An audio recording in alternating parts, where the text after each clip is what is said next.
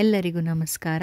ಎಲ್ಲರೂ ಚೆನ್ನಾಗಿದ್ದೀರಾ ಅಂತ ಭಾವಿಸ್ತಾ ಗುರುರಾಯರನ್ನು ನೆನೆಯುತ್ತಾ ಇವತ್ತಿನ ವಿಡಿಯೋನ ಶುರು ಮಾಡ್ತಾ ಇದ್ದೀನಿ. ಇವತ್ತು ಮಶ್ರೂಮ್ ಬಿರಿಯಾನಿ ಮಾಡ್ತಾ ಇದ್ದೀನಿ.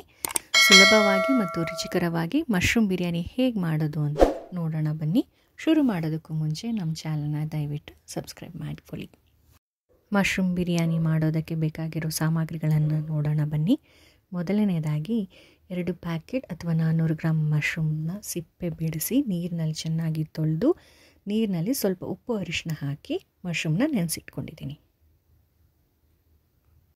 ಮೊದಲಿಗೆ 4 ರಿಂದ 5 ಟೇಬಲ್ ಸ್ಪೂನ್ ಅಡಿಗೆ ಎಣ್ಣೆ, ಪಲಾವ್ ಎಲೆ, ಚಕ್ಕೆ, ಲವಂಗ, ಮರಾಠಿ ಮೊಗ್ಗು, 2 ಏಲಕ್ಕಿನ ಬಳಸ್ತಾ ಇದ್ದೀನಿ. ಬೇಕಾದಲ್ಲಿ 2 ಸ್ಪೂನ್ ತುಪ್ಪನೂ ಬಳಸ್ಕೋಬಹುದು. ಇದ್ರ ಜೊತೆಗೆ 2 ಮೀಡಿಯಮ್ ಸೈಜ್ ಈರುಳ್ಳಿ, 1 ಟೊಮ್ಯಾಟೊ, 4 ರಿಂದ 5 ಹಸಿಮೆಣಸಿನಕಾಯಿ ಮತ್ತು 1 ಟೇಬಲ್ ಸ್ಪೂನ್ ಶುಂಠಿ ಬೆಳ್ಳುಳ್ಳಿ ಪೇಸ್ಟ್, 1 ಟೇಬಲ್ ಸ್ಪೂನ್ ಅಚ್ಚ ಖಾರದ ಪುಡಿ, 1 ಟೇಬಲ್ ಸ್ಪೂನ್ ಧನಿಯಾ ಪುಡಿ, 1 ಟೇಬಲ್ ಸ್ಪೂನ್ ಬಿರಿಯಾನಿ ಮಸಾಲ, 1/4 ಚಮಚ ಅರಿಶಿನ, ರುಚಿಗೆ ತಕ್ಕಷ್ಟು ಉಪ್ಪು, 1 ಹಿಡಿ ಗಾತ್ರದಷ್ಟು ಪುದೀನ ಸೊಪ್ಪು ಮತ್ತು 1 ಹಿಡಿ ಗಾತ್ರದಷ್ಟು ಕೊತ್ತಂಬರಿ ಸೊಪ್ಪು, 7 ರಿಂದ 8 ಟೇಬಲ್ ಸ್ಪೂನ್ ಮೊಸರು, 1/4 kg ಅಕ್ಕಿನ ಚೆನ್ನಾಗಿ ತೊಳೆದು ನೆನೆಸಿಟ್ಕೊಂಡಿದ್ದೀನಿ. ಮೊದಲಿಗೆ ಒಂದು ಪಾತ್ರೆನ ಬಿಸಿಗಿಟ್ಕೊಂಡು ನಾವು ತೆಗೆದಿಟ್ಕೊಂಡಿದ್ವಲ್ಲ ಅಡುಗೆ ಎಣ್ಣೆನ ಬಳಸ್ತಾ ಇದ್ದೀನಿ. ಇದ್ರ ಜೊತೆಗೆ ತುಪ್ಪ ಬೇಕಾದಲ್ಲಿ ಬಳಸ್ಬೋದು. ನಂತರ ಮಸಾಲೆ ಪದಾರ್ಥಗಳಾದ ಚಕ್ಕೆ, ಲವಂಗ, ಮರಾಠಿ ಮೊಗ್ಗು, ಪಲಾವ್ ಎಲೆ, ಏಲಕ್ಕಿ ಇದನ್ನು ಹಾಕ್ಕೊಂಡು ಸ್ವಲ್ಪ ಹೊತ್ತು ಫ್ರೈ ಮಾಡ್ಕೋಬೇಕು. ಇದು ಫ್ರೈ ಆದ ನಂತರ ಹಸಿಮೆಣಸಿನ್ಕಾಯಿನ ಎತ್ತಿಟ್ಕೊಂಡಿದ್ವಲ್ಲ 4 ರಿಂದ 5 ಅದನ್ನು ಉದ್ದುದ್ದ ಕಟ್ ಮಾಡಿಕೊಂಡು ಫ್ರೈ ಮಾಡ್ಕೋಬೇಕು. ನಂತರ ಈರುಳ್ಳಿನೂ ಕೂಡ ಉದ್ದುದ್ದ ಕಟ್ ಮಾಡಿಕೊಂಡು ಕಂದು ಬಣ್ಣ ಬರೋ ತನಕ ಫ್ರೈ ಮಾಡ್ಕೋಬೇಕು. ಮೀಡಿಯಮ್ ಖಾರ ಬಯಸೋರು ಹಸಿಮೆಣಸಿನ್ಕಾಯಿನ ಅವಾಯ್ಡ್ ಮಾಡೋದು ಉತ್ತಮ. ಯಾಕೆಂದರೆ ಅಚ್ಚ ಖಾರದ ಪುಡಿನ ಯೂಸ್ ಮಾಡ್ತಾ ಇರೋದ್ರಿಂದ ಖಾರ ಜಾಸ್ತಿ ಆಗಬಹುದು. ಆದ್ದರಿಂದ ತುಂಬ ಖಾರ ಬಯಸದೇ ಇದ್ದವರು ಹಸಿಮೆಣಸಿನ್ಕಾಯಿನ ಅವಾಯ್ಡ್ ಮಾಡಿ. ಕಂದು ಬಣ್ಣ ಬಂದಿದ ನಂತರ 1 ಟೇಬಲ್ ಸ್ಪೂನ್ ಶುಂಠಿ ಬೆಳ್ಳುಳ್ಳಿನ ಬಳಸ್ತಾ ಇದ್ದೀನಿ. ಇದನ್ನು ಕೂಡ ಹಸಿ ವಾಸನೆ ಹೋಗೋ ತನಕ ಚೆನ್ನಾಗಿ ಫ್ರೈ ಮಾಡ್ಕೋಬೇಕು. ಈಗ ಚೆನ್ನಾಗಿ ಫ್ರೈ ಆಗಿದೆ. ಈ ಸಮಯದಲ್ಲಿ ಟೊಮ್ಯಾಟೊನ ಹಚ್ಚಿಟ್ಕೊಂಡಿದ್ವಲ್ಲ ಅದನ್ನು ಹಾಕ್ತಾಯಿದ್ದೀನಿ. ಸೊ ಈ ಟೊಮ್ಯಾಟೊನ ಚೆನ್ನಾಗಿ ಫ್ರೈ ಮಾಡ್ಕೋಬೇಕು. ಇದಿಷ್ಟು ಮಾಡುವಾಗಲೂ ನಾವು ಲೋ ಫ್ಲೇಮಲ್ಲೇ ಇಟ್ಕೊಂಡು ಮಾಡಬೇಕಾಗತ್ತೆ. ಹೈ ಫ್ಲೇಮ್ ಯೂಸ್ ಮಾಡಬೇಡಿ, ಕಾರಣ ತಳ ಹತ್ತೋ ಸಾಧ್ಯತೆಗಳು ಜಾಸ್ತಿ ಇರುತ್ತೆ. ಈಗ ಟೊಮ್ಯಾಟೊ ಒಂದು ಸ್ವಲ್ಪ ಬೆಂದಿದೆ. ಈ ಸಮಯದಲ್ಲಿ ನೀವು ಟೊಮ್ಯಾಟೊನ ಸ್ಮ್ಯಾಶ್ ಮಾಡ್ಕೋಬೋದು. ಸ್ಮ್ಯಾಶ್ ಮಾಡ್ಕೊಳ್ಳೋದ್ರಿಂದ ಅದು ಇನ್ನೂ ಚೆನ್ನಾಗಿ ಬೇಯುತ್ತೆ. ಈಗ ಬೆಂದಿದೆ ನೋಡಿ. ಈ ಸಮಯದಲ್ಲಿ ಅಚ್ಚ ಖಾರದ ಪುಡಿ,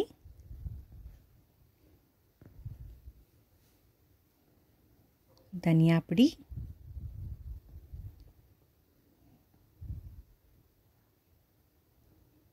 ಬಿರಿಯಾನಿ ಮಸಾಲ,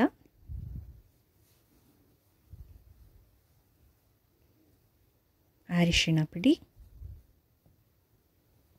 ಮತ್ತು ರುಚಿಗೆ ತಕ್ಕಷ್ಟು ಉಪ್ಪು.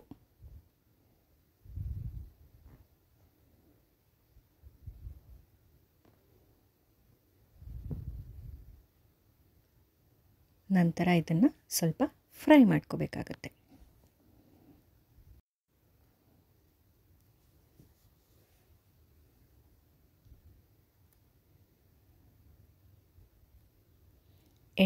ಎಣ್ಣೆ ಬಿಡೋ ತನಕನೂ ಇದನ್ನು ಸ್ವಲ್ಪ ಫ್ರೈ ಮಾಡ್ಕೋಬೇಕಾಗತ್ತೆ. ಸ್ವಲ್ಪ ನೋಡ್ತಾ ಇರ್ಬೋದು ಎಣ್ಣೆ ಬಿಟ್ಟಿದೆ. ಈ ಸಮಯದಲ್ಲಿ ಮೊಸರು ಸೇರಿಸೋಣ. 1 2 3 4 5 6 7 8 9. ಸೊ ನಾನು 9 ಟೇಬಲ್ ಸ್ಪೂನ್ ಮೊಸರನ್ನ ಬಳಸ್ತಾ ಇದ್ದೀನಿ. ಮೊಸರಿನ ಪ್ರಮಾಣ ಟೊಮೆಟೊ ಮೇಲೆ ಡಿಪೆಂಡ್ ಆಗಿರುತ್ತೆ. ನೀವು ಎಷ್ಟು ಟೊಮ್ಯಾಟೊ ಯೂಸ್ ಮಾಡ್ತೀರಾ ಅದ್ರ ತಕ್ಕ ಹಾಗೆ ಮೊಸರನ್ನ ಬಳಸಿ, ಇಲ್ಲ ಅಂತಂದರೆ ಹುಳಿ ಜಾಸ್ತಿ ಆಗೋ ಸಾಧ್ಯತೆಗಳು ಹೆಚ್ಚು. ಸೊ ಒಂದು ಟೊಮ್ಯಾಟೊ ಬಳಸೋದ್ರಿಂದ ನಿಮ್ಗೆ ಎಷ್ಟು ಬೇಕೋ ಅಷ್ಟು ಮೊಸರನ್ನ ಬಳಸಿ. ಈಗ ನೋಡ್ತಾ ಇರ್ಬೋದು ಎಣ್ಣೆ ಬಿಟ್ಟಿದೆ, ನೀಟಾಗಿ ಕಾಣಿಸ್ತಾ ಇದೆ ಎಣ್ಣೆ. ಈ ಸಮಯದಲ್ಲಿ ನಾವು ತೆಗೆದಿಟ್ಕೊಂಡಿದ್ವಲ್ಲ ಒಂದು ಹಿಡಿ ಗಾತ್ರದಷ್ಟು ಪುದೀನ ಸೊಪ್ಪು ಮತ್ತು ಕೊತ್ತಂಬರಿ ಸೊಪ್ಪು, ಅದನ್ನು ಕಟ್ ಮಾಡಿ ಸೇರಿಸ್ಕೊಂಡು ಸ್ವಲ್ಪ ಫ್ರೈ ಮಾಡ್ಕೋಬೇಕು.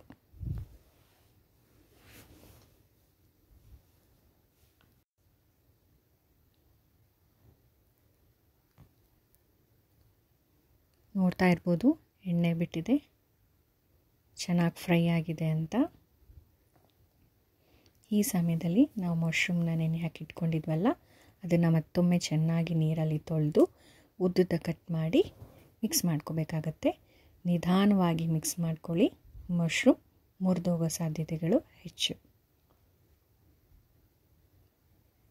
ಸೊ ಈ ಸಮಯದಲ್ಲಿ ಮಿಕ್ಸ್ ಮಾಡೋದ್ರಿಂದ ಮಶ್ರೂಮ್ ಜೊತೆ ಮಸಾಲೆ ಚೆನ್ನಾಗಿ ಹೊಂದುತ್ತೆ. ಇದಕ್ಕೆ ಯಾವುದೇ ಥರ ಮ್ಯಾರಿನೇಟ್ ಮಾಡೋ ಅವಶ್ಯಕತೆ ಇಲ್ಲ. ಡೈರೆಕ್ಟಾಗಿ ಕಟ್ ಮಾಡಿಕೊಂಡು ಮಶ್ರೂಮ್ನ ಈ ಟೈಮಲ್ಲಿ ನೀವು ಸೇರಿಸ್ಕೋಬೋದು. ಇದನ್ನು ಸ್ವಲ್ಪ ಹೊತ್ತು ಬೇಯೋದಕ್ಕೆ ಬಿಡೋಣ. 2 ನಿಮಿಷ ಬೇಯೋದಕ್ಕೆ ಬಿಟ್ಟಿದ್ದೆ. ಇವಾಗ ನೋಡೋಣ ಬೆಂದಿದೆಯೋ ಇಲ್ವೋ ಅಂತ. ನೋಡಿ ಚೆನ್ನಾಗಿ ನೀರು ಬಿಟ್ಟಿದೆ. ಬಟ್ ನೆನಪಿರಲಿ, ಇಲ್ಲಿ ತನಕನೂ ಸಣ್ಣ ಉರಿನಲ್ಲೇ ನೀವು ಬೇಯಿಸಬೇಕಾಗತ್ತೆ. ಯಾವುದೇ ಕಾರಣಕ್ಕೂ ದೊಡ್ಡ ಉರಿನಲ್ಲಿ ಬೇಯಿಸೋ ಹಾಗಿಲ್ಲ, ಯಾಕಂದರೆ ತಳ ಹತ್ತೋ ಸಾಧ್ಯತೆಗಳು ಹೆಚ್ಚು. ಈ ಸಮಯದಲ್ಲಿ ನಾನು ನೆನೆಸಿಟ್ಕೊಂಡಿರೋ ಅಕ್ಕಿನ ಹಾಕ್ತಾಯಿದ್ದೀನಿ. ನೆನೆಸಿಟ್ಕೊಂಡಿರೋ ಅಕ್ಕಿನ ನಾನು ಮಧ್ಯದಲ್ಲಿ ನೀರನ್ನು ಸೋದಿಸಿ ಎತ್ತಿಟ್ಕೊಂಡಿದ್ದೀನಿ. ಬರೀ ಅಕ್ಕಿನ ಈಗ ಸೇರಿಸ್ತಾ ಇದ್ದೀನಿ. ಇವಾಗ ಅಕ್ಕಿಯನ್ನು ಹಾಕಿದ ನಂತರ ನಿಧಾನವಾಗಿ ಮಿಕ್ಸ್ ಮಾಡಬೇಕಾಗತ್ತೆ. ಇಲ್ಲ ಅಂತಂದರೆ ಅಕ್ಕಿ ಮುರಿದೋಗೋ ಸಾಧ್ಯತೆಗಳು ಹೆಚ್ಚು. ಸೊ ನಿಧಾನವಾಗಿ ಮಿಕ್ಸ್ ಕೊಡಿ. ಮಿಕ್ಸ್ ಮಾಡೋದ್ರಿಂದ ಇದು ಅಕ್ಕಿಗೂ ಕೂಡ ಚೆನ್ನಾಗಿ ಮಸಾಲೆ ಮಿಕ್ಸ್ ಆಗುತ್ತೆ. ಇದನ್ನು ಹಾಕಿ 1-2 ನಿಮಿಷ ನೀವು ಮುಚ್ಚಿಡಬೇಕಾಗತ್ತೆ.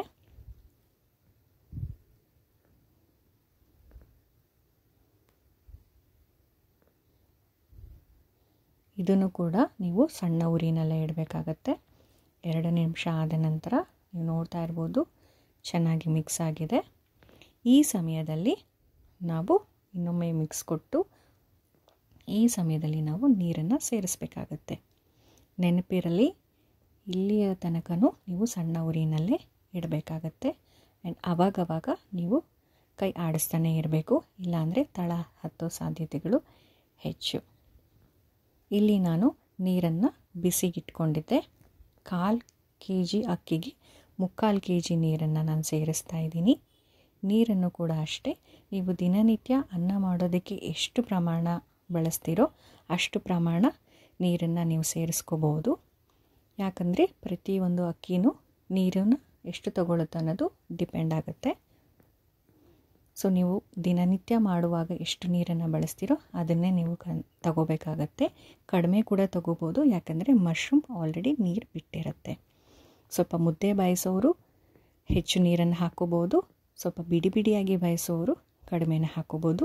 ನೋಡಿಕೊಂಡು ಹಾಕೊಳ್ಳಿ.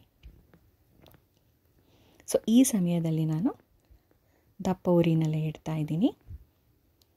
2-3 ನಿಮಿಷ ಬಿಟ್ಟ ನಂತರ ನೀವು ನೋಡ್ತಾ ಇರ್ಬೋದು ಚೆನ್ನಾಗಿ ಕುದೀತಾ ಇದೆ. ಈ ಸಮಯದಲ್ಲಿ ಇನ್ನೊಮ್ಮೆ ನಾನು ಮಿಕ್ಸ್ ಕೊಡ್ತಾ ಇದ್ದೀನಿ. ಈ ಥರ ಕುದಿಯುವಾಗ ನಾನು ಮೀಡಿಯಮ್ ಫ್ಲೇಮ್ಗೆ ಇಡ್ತಾ ಇದ್ದೀನಿ. ತುಂಬ ಸಣ್ಣ ಉರಿನೂ ಬೇಡ, ತುಂಬ ದೊಡ್ಡ ಉರಿನೂ ಬೇಡ, ಮೀಡಿಯಮ್ ಫ್ಲೇಮ್ನಲ್ಲಿ ಇಡಿ. 2 ನಿಮಿಷಕ್ಕೊಮ್ಮೆ ಕೈ ಆಡಿಸ್ತಾನೆ ಇರಿ, ಇಲ್ಲಾಂದರೆ ತಳ ಹತ್ತುತ್ತೆ. ನೋಡ್ತಾ ಇರ್ಬೋದು ಸ್ವಲ್ಪ ಸ್ವಲ್ಪ ಬೆಂದಿದೆ. ಈ ಹದ ಬಂದ ನಂತರ ಸಣ್ಣ ಉರಿನಲ್ಲಿ ಬೇಯಿಸಬೇಕು. 2 ನಿಮಿಷಕ್ಕೊಮ್ಮೆ ಕೈ ಆಡಿಸ್ತಾನೆ ಇರಬೇಕು, ಇಲ್ಲಾಂದರೆ ತಳ ಹತ್ತೋ ಸಾಧ್ಯತೆಗಳು ಹೆಚ್ಚು.